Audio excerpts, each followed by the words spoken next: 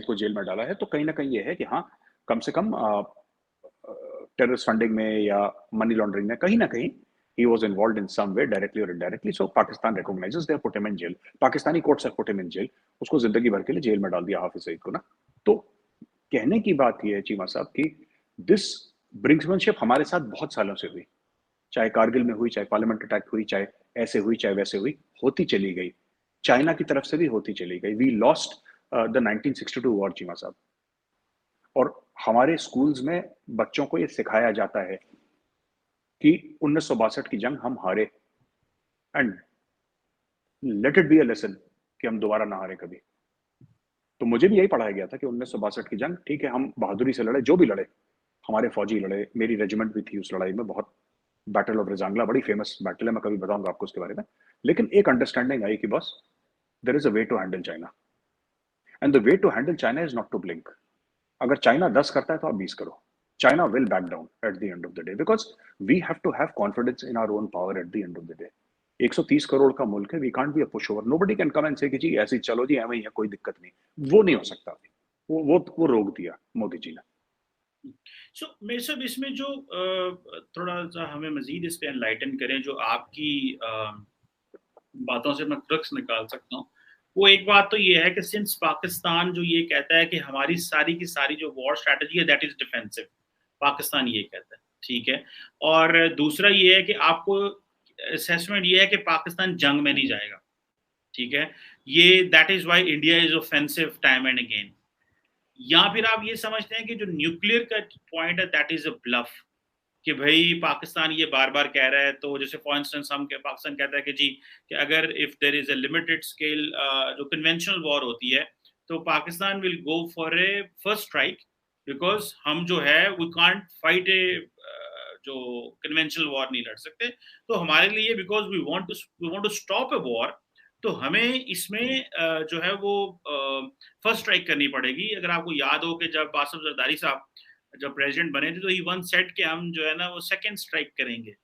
तो पाकिस्तान में शोर मच गया उस वक्त। आई थिंक जनक कियानी जो थे, उन्होंने आई थिंक उसने दे दिया, जरदारी ने वो स्टेटमेंट दे दी, तो इनको पता कोई नहीं था, या इनको पता था, इन्होंने जानबूझ के सारी दी जस्ट टू मेक वेस्टर्न्स खुश करने के लिए कि पाकिस्तान की जो न्यूक्लियर है, या मेरा फौजियों को जरा टफ टाइम देने के लिए कर दिया। लेकिन बाद में फिर वो पता चला, उन्होंने कहा नहीं नहीं नहीं नहीं, हम फर्स्ट स्ट्राइक ही करेंगे because that is our nuclear, although we don't have a nuclear doctrine. So आप मेरे सब क्या समझते हैं, पाकिस्तान की सारी मिलिट्री स्ट्रेटजी डिफेंसिव है, इसलिए आप समझते हैं कि जो कुछ हो रहा है वी शुड असर्ट, जैसे भले बालाकोट में स्ट्राइक हो, भले जो है ये मिसाइल का टेस्ट करना हो, और दूसरा ये जो और पाकिस्तान जो है वो जंग रोकना चाहता है, और भले ये जो न्यूक्लियर डॉक्ट्रिन है, न्यूक्लियर स्ट्राइक जो फर्स्ट स्ट्राइक है, ये आप समझते हैं कि इट इज अ ब्लफ, सो हमें इस चीज में नहीं आना चाहिए। चीमा साहब, इसका सही जवाब तो यह है कि पाकिस्तान की स्ट्रेटजी कभी डिफेंसिव रही नहीं है। अगर आप पाकिस्तान को मैप में देखेंगे, it is geographically narrow. Pakistan की जो लेंथ है वो काफी है, it is couple of 1000 kilometres, but Pakistan की जो ब्रेड्थ है, वो पाकिस्तान की ब्रेड्थ बहुत कम है। इट डिपेंड्स, कहीं कहीं 750 किलोमीटर तक है, कहीं कहीं 350-400 किलोमीटर है। अलग अलग लेवल पे अलग अलग है। एट एन एवरेज पाकिस्तान की 500-600-700 जो, अच्छा, एक तरफ आपका अफगानिस्तान है towards the west, towards the east आपका इंडिया है, अगर आप मैप देखेंगे। नॉर्थ का छोड़ दीजिए, मैं सिर्फ एक बात कर रहा हूँ इस तरफ की ना, पंजाब, राजस्थान, गुजरात, जम्मू, इस एरिया की बात कर रहा हूँ। चीमा साहब, there is no way that Pakistan can fight a defensive battle.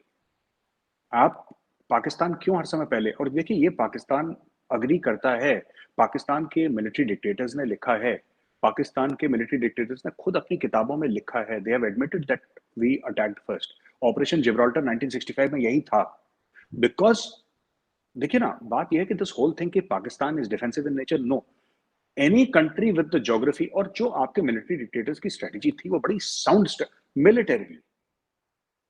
militarily it was a good strategy, politically it was not, foreign policy wise it was not, but militarily it was a brilliant strategy. वो strategy में कोई कमी नहीं थी, मैं गलती नहीं निकाल सकता। प्रॉब्लम सिर्फ क्या होती है पाकिस्तानी मिलिट्री स्ट्रेटजी में, और मुझे पता है कि पाकिस्तानी फौजी देखेंगे तो मुझे गालियां पड़नी बड़ी सारी, लेकिन fact of the matter is that मुझे लगता है कि जितना आप लोग टैक्टिक्स और स्ट्रेटेजी में आप लोग वजन देते हैं, उतना पाकिस्तानी आर्मी लॉजिस्टिक्स पे वजन नहीं देती। एक एक एक बोल्ड डैश है, ऑडेसिटी है, स्पीड है, जिस पे पाकिस्तानी आर्मी बड़ा फोकस करती है, whether it is the armoured mech forces and all. एक बोल्डनेस है, एक ऑडेसिटी है, एक स्पीड है, वो अच्छी बात है। Oh, that is good. That is how modern warfare is fought. That is how mechanized warfare is fought. But at the same time, जो logistical मामला है ना, वो कहीं ना कहीं चीमा साहब आप पूछिएगा उनसे, पब्लिकली ना बोले, प्राइवेटली हो सकता है आपसे बात करे कोई। लॉजिस्टिकली देखिए, professionals will always discuss logistics. एक कहावत है बड़ी मशहूर, amateurs discuss tactics, professionals discuss logistics. खाना कहाँ से आएगा, पेट्रोल कहाँ से आएगा, एमुनेशन कहाँ से आएगा, जो लोगों को चोट लगी वो वापस एमएच फील्ड हॉस्पिटल या मिलिट्री हॉस्पिटल कैसे जाएंगे, इनका इवैक्यूएशन कैसे होगा, एक एक प्रॉपर एक इकोसिस्टम है, वो कैसे चलेगा। तभी तो लड़ाई चलेगी। बिना लॉजिस्टिक्स के आप 48-72 घंटे से ज्यादा नहीं लड़ सकते। पहली चीज ये। दूसरी चीज ये है कि अगर, जैसे मैंने बोला, Pakistan is geographically narrow. Pakistan का तभी एक फाइटिंग चांस है of winning a war if Pakistan fights in future, कि to have a surprise attack on India first. क्योंकि अगर if it allows India to come inside Pakistani soil in a surprise attack, right, फिर strike corps बहुत आगे निकल जाएगी। क्योंकि आप जमीन होनी चाहिए ना लड़ने के लिए, लैंड वॉरफेयर के लिए तो जमीन होनी चाहिए। जमीन तो है ही नहीं पाकिस्तान के पास। ऐसे है, ऐसे बहुत जमीन है पाकिस्तान के पास, यूं जमीन नहीं है। So if you look here, अगर आप यहाँ पे पंजाब में बैठे हैं और आप सीधा देखते हैं तो कितने किलोमीटर के बाद, एज द क्रो फ्लाइज, कितने किलोमीटर के बाद अफगानिस्तान आता है चीन से। आप खुद मैप पे देख लीजिएगा।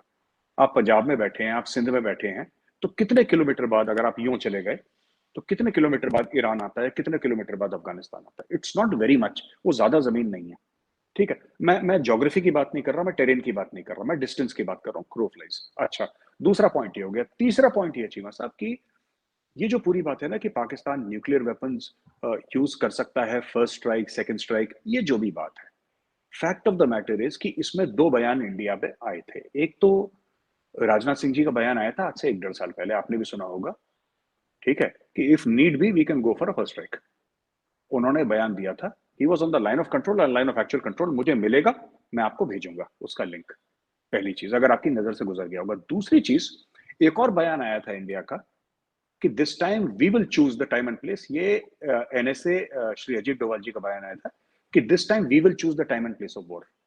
हमारी मर्जी से, आपने सुना होगा, आई डोंट नो अगर आपको याद है, वी विल। तो ये इंडिया का एक पैराडाइम शिफ्ट है थिंकिंग में, मोर डेंजरस और more aggressive then the weapons that India is buying. जो पाकिस्तान में फोकस रहता है कि S-400 खरीद लिया, ये मिसाइल ले ली, ये मिसाइल बना दी, ये जहाज बना दिया, that is one part of it, वो तो एग्जीक्यूशन पार्ट है। सबसे बड़ा कि जो दिमाग में जो चेंज आया है मोदी जी के आने के पास, कि अब पाकिस्तान ने 47-48 का शुरू करा, 65 ऑपरेशन जिब्राल्टर करा, 2 दिसंबर 1971 को ऑपरेशन चंगेज खान करा, फिर उसके बाद मुशर्रफ साहब ने जो लॉन्च करा था कारगिल का, 4 बार हो गया। Now the next time we will choose, we will not allow Pakistan to choose when it wants to wage war. जब हमें मर्जी होगी तब हम अपनी मर्जी से वॉर वेज करेंगे, जब हमारे पॉलिटिकल और मिलिट्री ऑब्जेक्टिव्स हमें लगेंगे कि हमारे सेट हो गए। So this is the thinking which if you see the interview of the NSA, this is what exactly the NSA has said. बिल्कुल ठीक है। तो मैं सब आखिर में इस बात को, इस सारी डिस्कशन को लेके चलें। सो व्हाट इंडिया थिंक्स, जो कि हमने बात शुरू की थी SCO से कि भाई किसी तरह पाकिस्तान से इंगेज नहीं करना, and then we move to कि ये एस्केलेशन हो सकती है, देन वो क्या हो सकता है। तो आप ये सब क्या समझते